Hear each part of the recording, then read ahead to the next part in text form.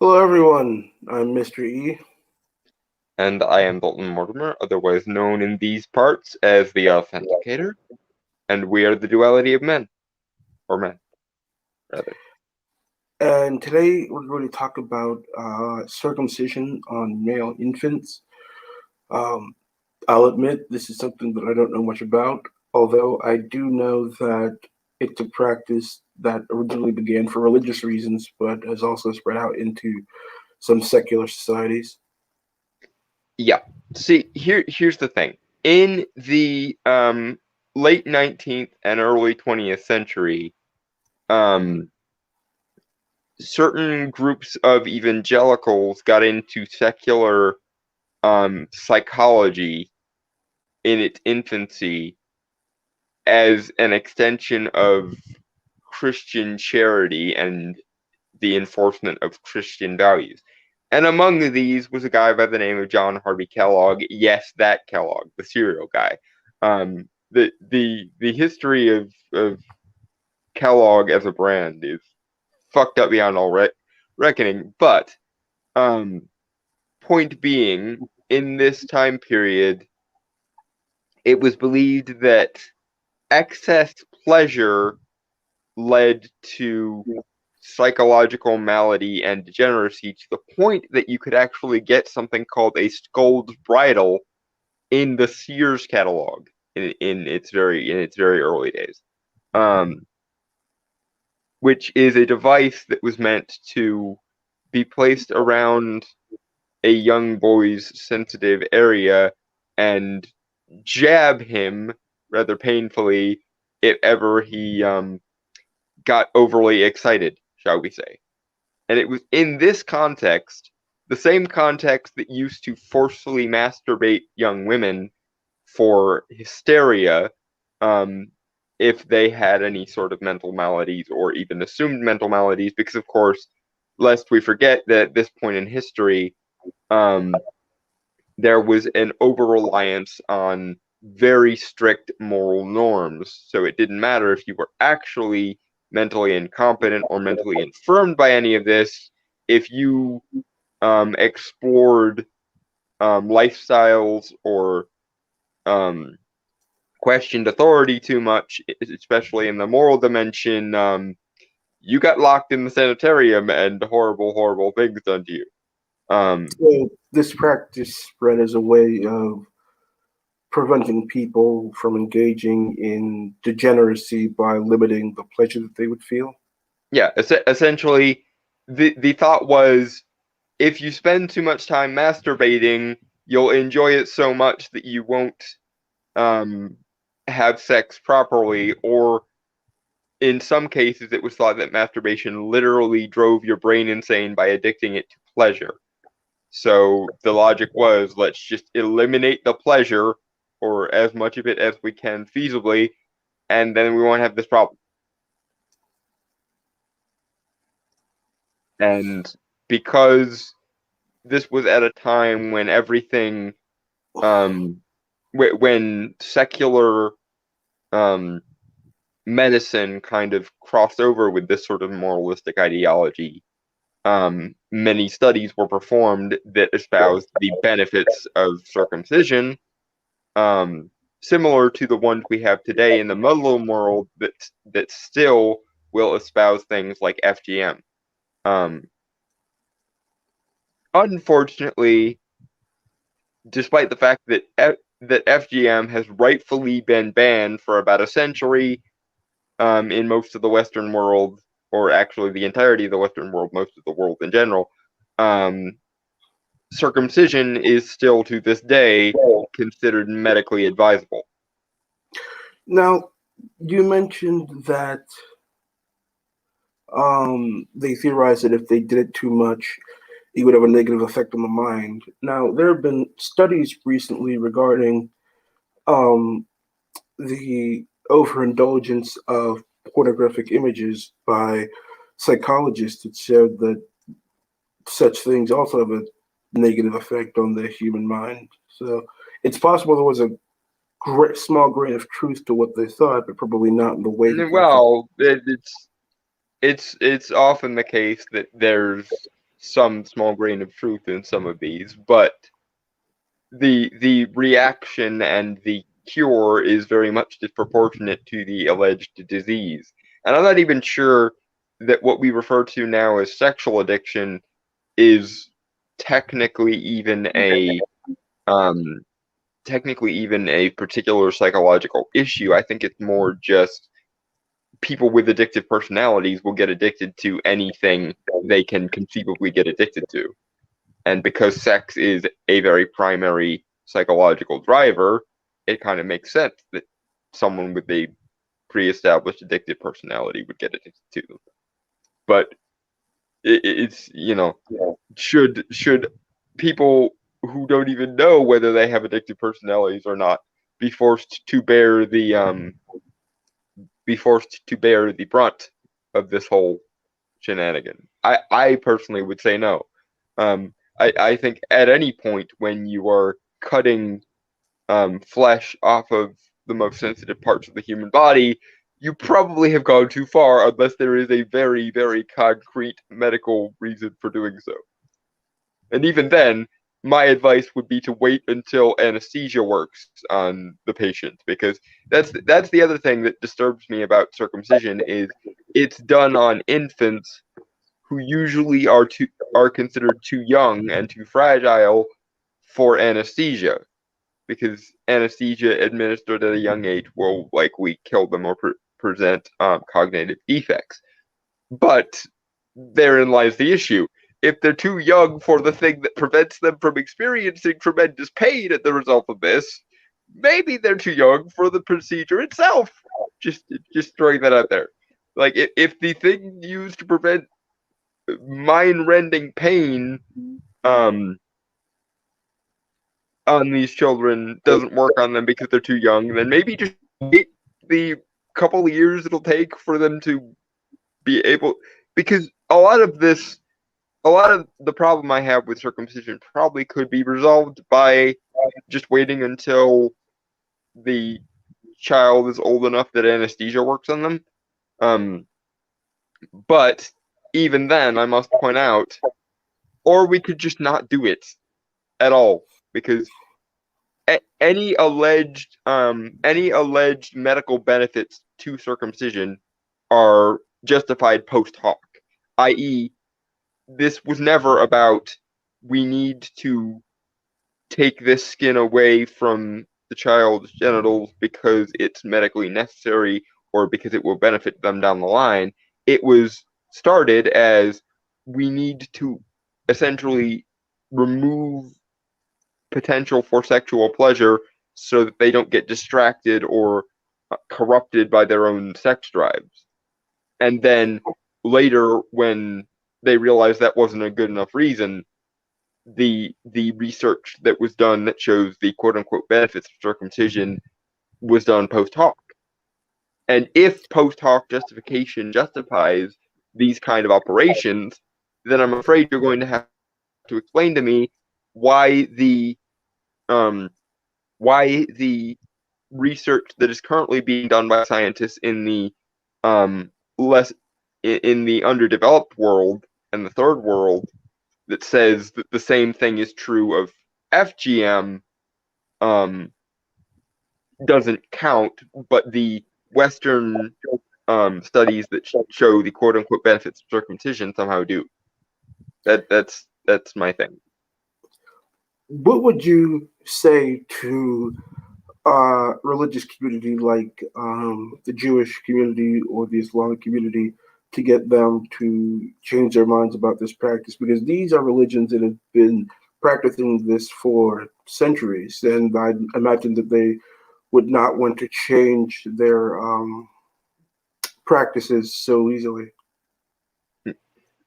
My thinking as far as that goes is simply this: if you want an honest convert to your religion, whether it's Judaism or Islam or any religion really, wait until the child in question can make the choice of their own volition, and when possible, offer them anesthetic, because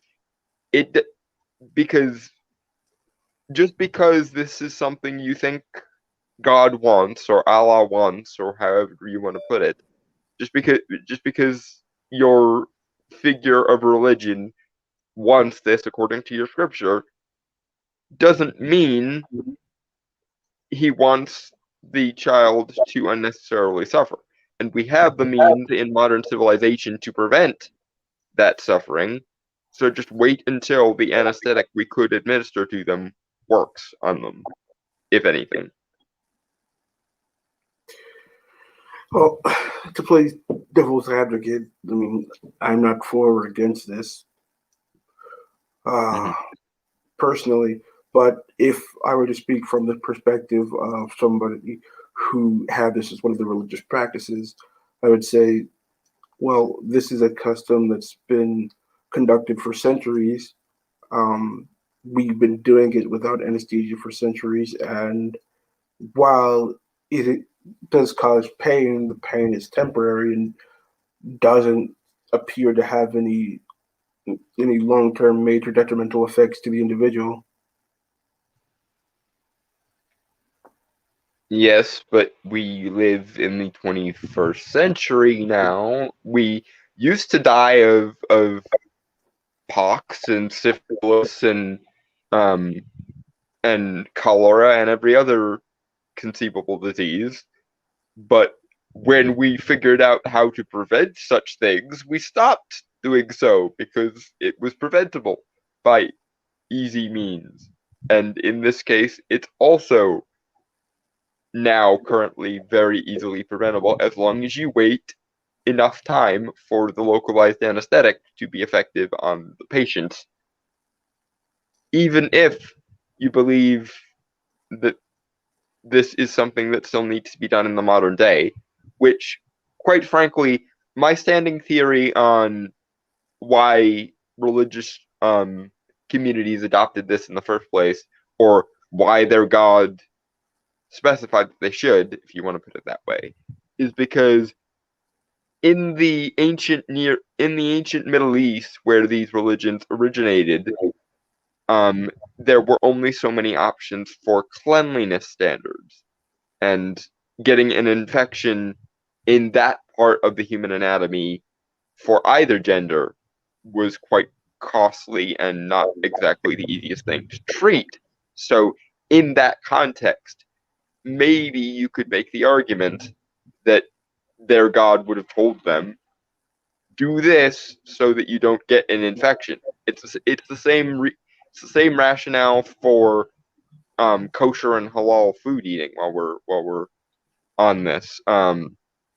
The reason why the standard for cleanliness of food was higher back then was because there was there were less means and opportunities to clean um, the food, and you were living in a extremely impoverished desert region, so you needed to make sure your food was clean, lest you be the victim of microorganisms that they didn't know existed back then, or weren't entirely aware of.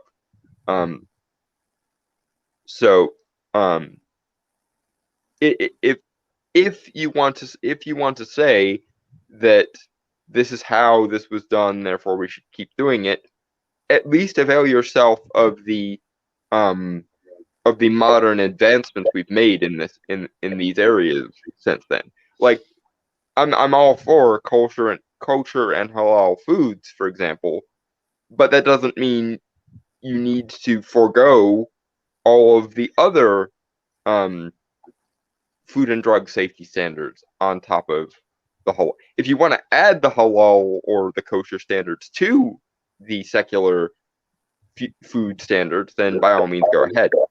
And if you want to circumcise, then by all means go ahead, but avail yourself of the advancements we've made in the 1,000 years since, or the several thousand years since, rather.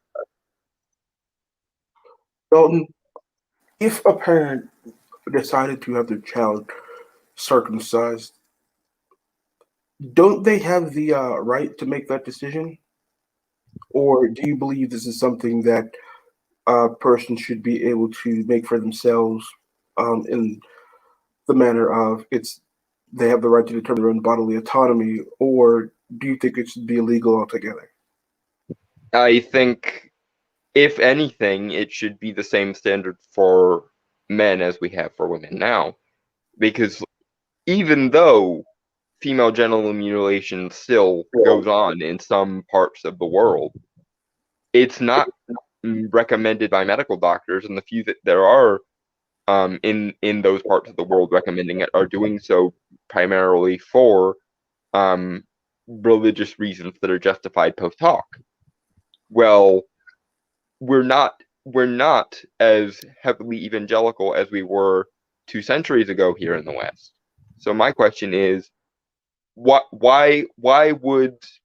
does it make sense to cringe horribly at the idea of female genital mutilation, and yet what is effectively male genital mutilation is recommended as a medical procedure by professional doctors in the West?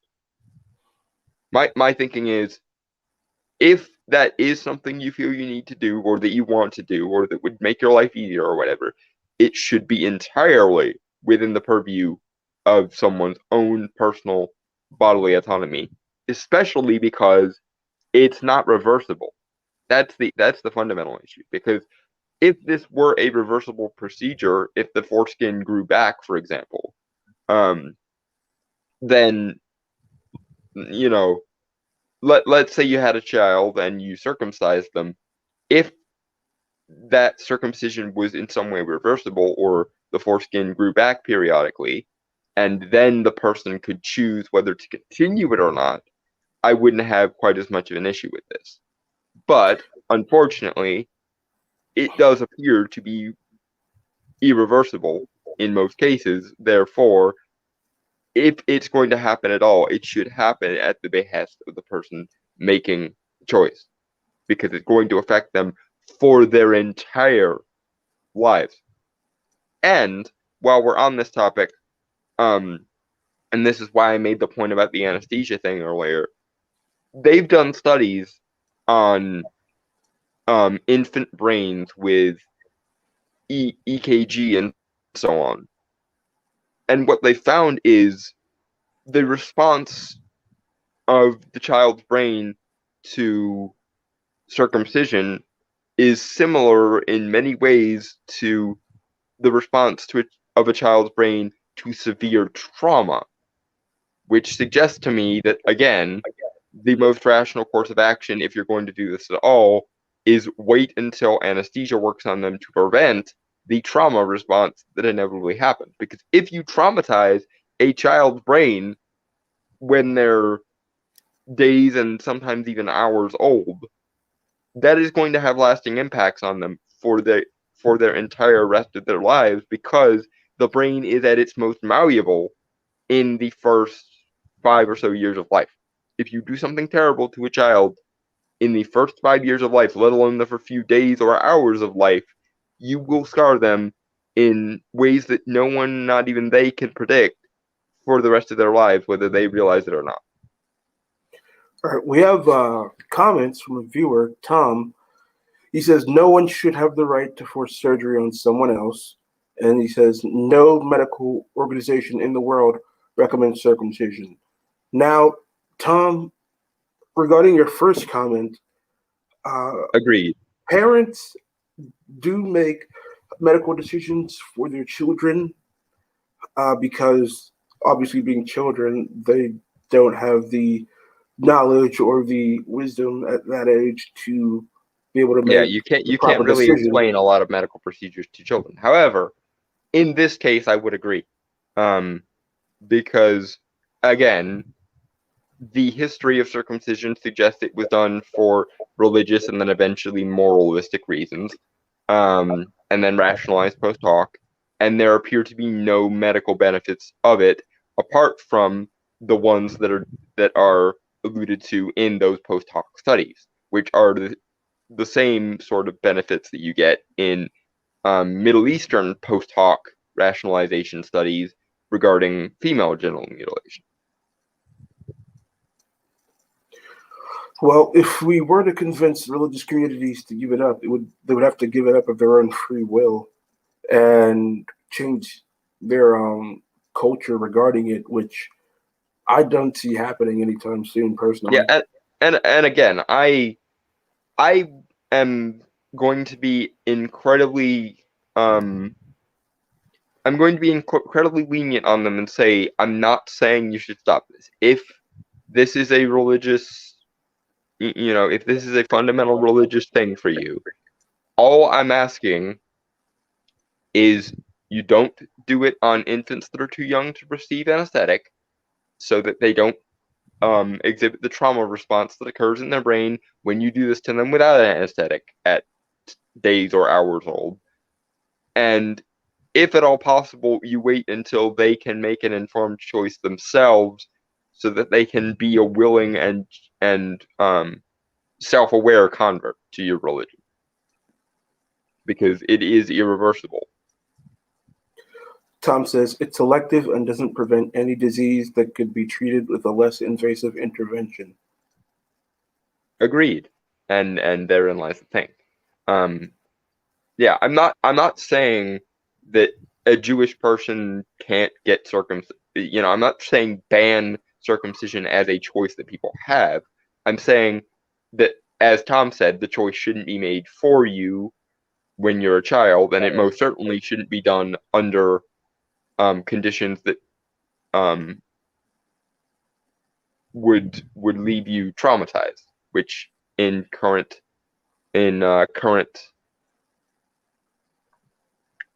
procedures, they're usually done without anesthetic and lead to trauma responses in the infant's brain.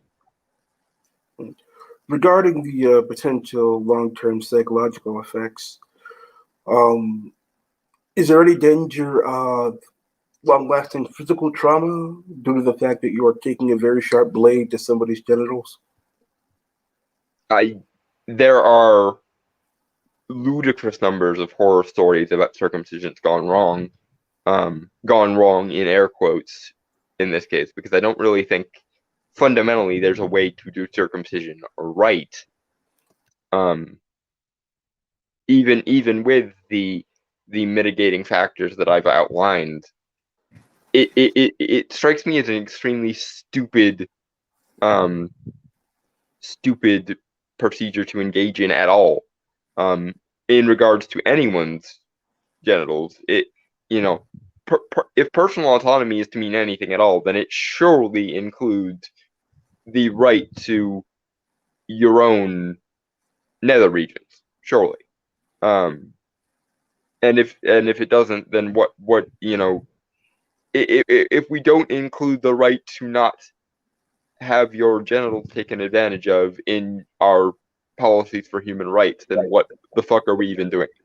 Um, as far as I'm concerned, it's a little bit like the medical version of Russian roulette. Even if I was guaranteed that every time I played Russian roulette, the bullet would never come at me, I would still find it to be an extremely stupid thing to be doing at all. The very act of putting a gun up to one's head and pulling the trigger at random at all strikes me as a very stupid and counterproductive thing to be doing. And the same is true of circumcision. Um, Even though I would allow um, people who wish to do it, I'm still going to raise an eyebrow and go, doesn't that seem incredibly counterproductive and stupid?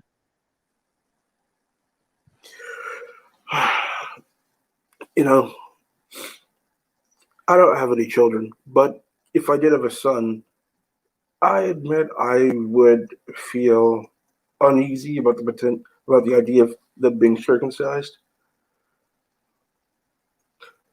I actually don't recall ever hearing any real stories about circumcision when I was growing up. I guess it was just one of the things that nobody ever really considered, at least where I'm from. Mm-hmm.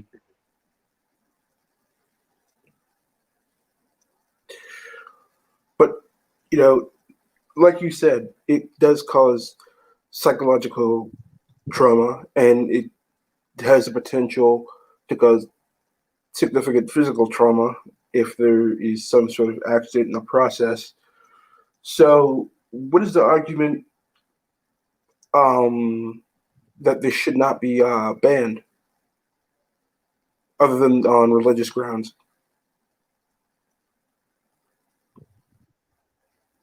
Honestly, mostly it's just my tendency to believe that even wrong choices are still valid choices in most cases. Like I personally think that that circumcision is barbaric and that it should not be done, but I'm not so authoritarian that I'm willing to go, and therefore you shouldn't be able to do it. Um, but especially because it is a person's own body. But I will specify that if this is something that is done, it should be done by the cognizant will of the person doing it to themselves or having it done by a medical professional in as safe and as anesthetized um, circumstances as possible. I mean, there are things that we don't allow people to do, even of their own free will, or with medical assistance. For example, people are not allowed to take their own lives, even if they were to have a fatal disease and wanted to, you know, end See, things and in a less that's painful manner. that's an entire other conversation and one we might want to have at some point. I can't believe we didn't bring it up last week, but Yeah, I um totally skipped my mind. yeah.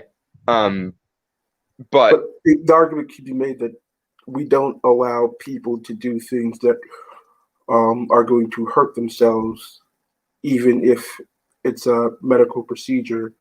So why would we allow this? Because as it's been stated, there is no real significant health benefit. I think the only thing that is reasonable to be done at this point is educating people on the history of circumcision, the alleged benefits and the rebuttals to said alleged benefits, and let them make an informed choice on their own. Because, again, I find it to be stupid, but to some extent, and the extent is debatable, but freedom implies the freedom to be wrong sometimes, especially when the consequences of your actions will only be inflicted on you. Um, but as far as parents being allowed to do it to their own children or have it done um, at at their behest by a medical professional, that I think needs to stop. Infant circumcision, full stop, is nonsensical. No matter the gender, no matter the race, no matter the persuasion of the infant, it should be done by people of their own volition, if at all, when they reach the age where they're cognizant of their own choice and are choosing to take the um, the burden on themselves. That's the only case where I think it's even feasible to allow. Um, but I will still allow it because, unfortunately, um, free, freedom includes the freedom to be wrong. Tom says mutilating healthy people violates the Hippocratic Oath. It does. It very much does.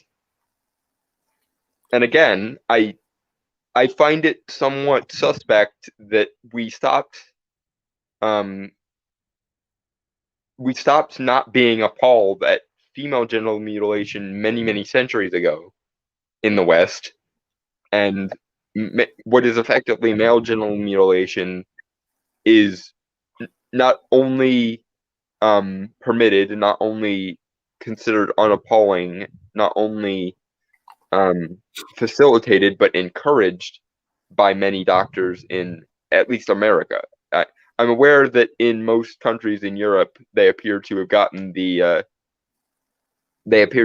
ducks in a row in regards to this, and um, it's not even usually offered as a procedure unless the parent specifically asks for it. And I know in Canada it's the same thing. You have to either specifically ask for it or it is not done, in most cases. And that is definitely a step in the right direction. But the fact remains, I'm thoroughly convinced it shouldn't be done to infants at all. It should be done by it should be done to people who are fully cognizant of the choices involved, fully cognizant of the risks involved, and are willingly choosing to do it for their own reasons. Right. And, going back to the, physical sensation aspect of the whole thing, they did it in order to prevent people from overindulging in self-stimulation, as it were. But I also think that, say somebody doesn't do that, say they do get into a committed relationship with someone that they care deeply for, doesn't that rob that person of the full experience of intimacy with their partner? Yes, and again, going back to the neurological aspect of the trauma response that the infant's mind goes through when it happens, it's very possible that some of the people who end up emotionally stunted um, end up that way because of that trauma response and because they don't have full access to their sensation. Because the nerves and glands in the foreskin are actually some of the most sensitive parts of the human skin. In the same way that in the cases of female genital mutilation or female circumcision, parts like the labia and the clitoris are usually what gets removed or shortened, and it drastically limits the female's sexual pleasure. Do you think that the practice of circumcision could be one of the reasons why our society had such a dim view on sex for a long time? Um, I I don't want to say one way or the other which came first. It's sort of a chicken or the egg thing. I would imagine they are codependent on each other to some degree. Um, I'm not sure if it was the circumcision that led to the sexual prudishness, or if it was the sexual prudishness that led to the inflation of circumcision.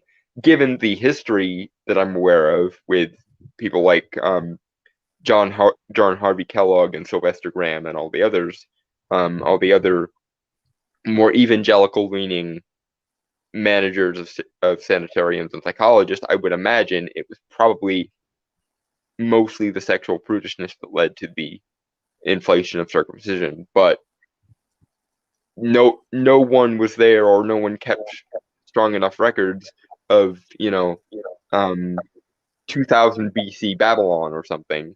So we don't know if the idea of circumcision first came to a priest and he was thinking, yes, we'll prevent the sin of lust by removing the foreskin from our young boys and the labia from our young girls and so on.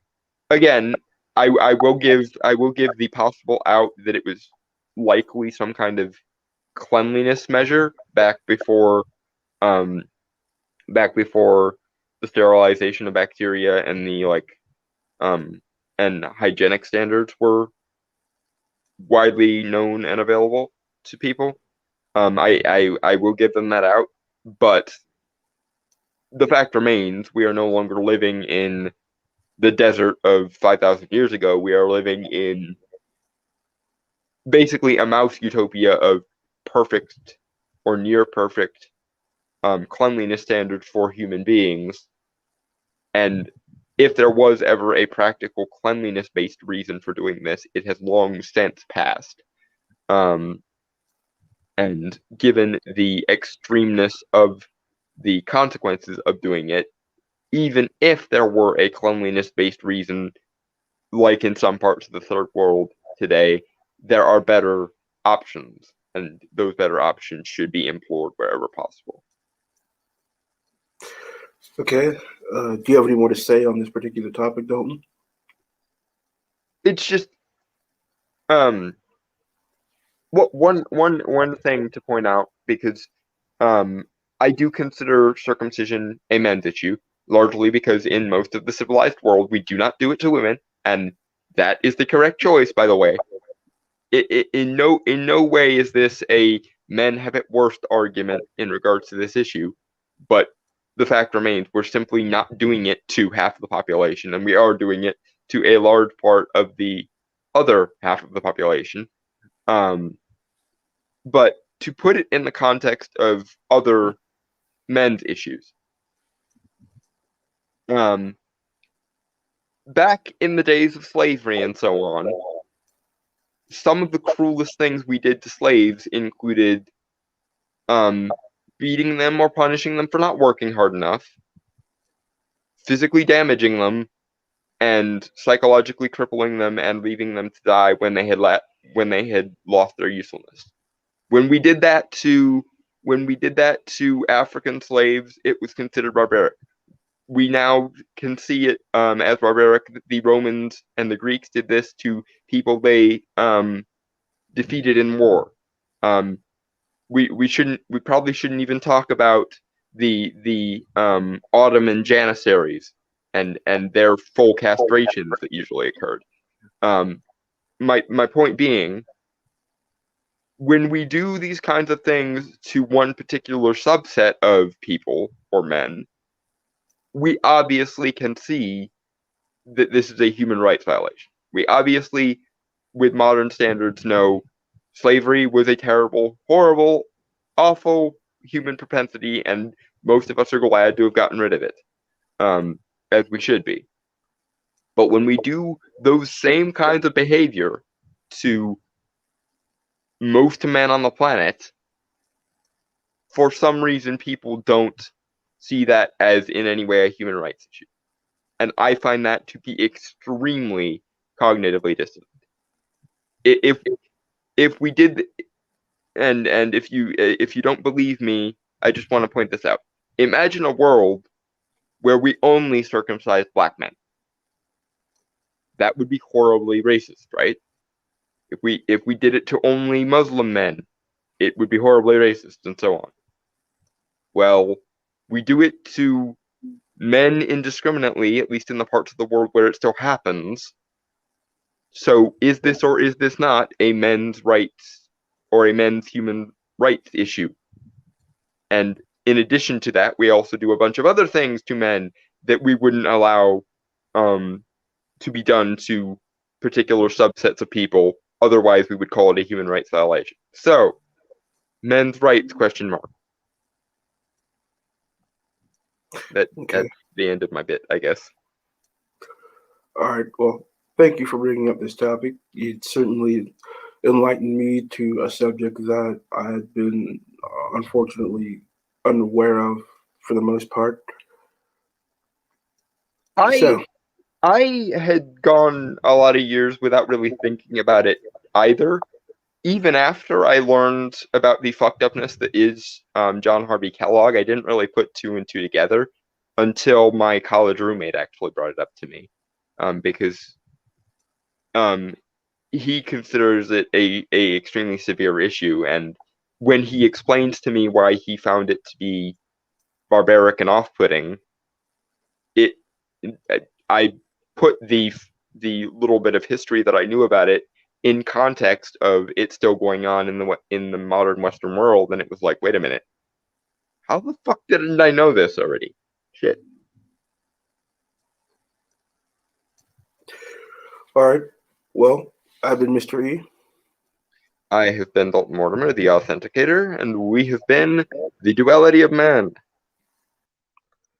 Have a good evening, everyone. Cheers, guys.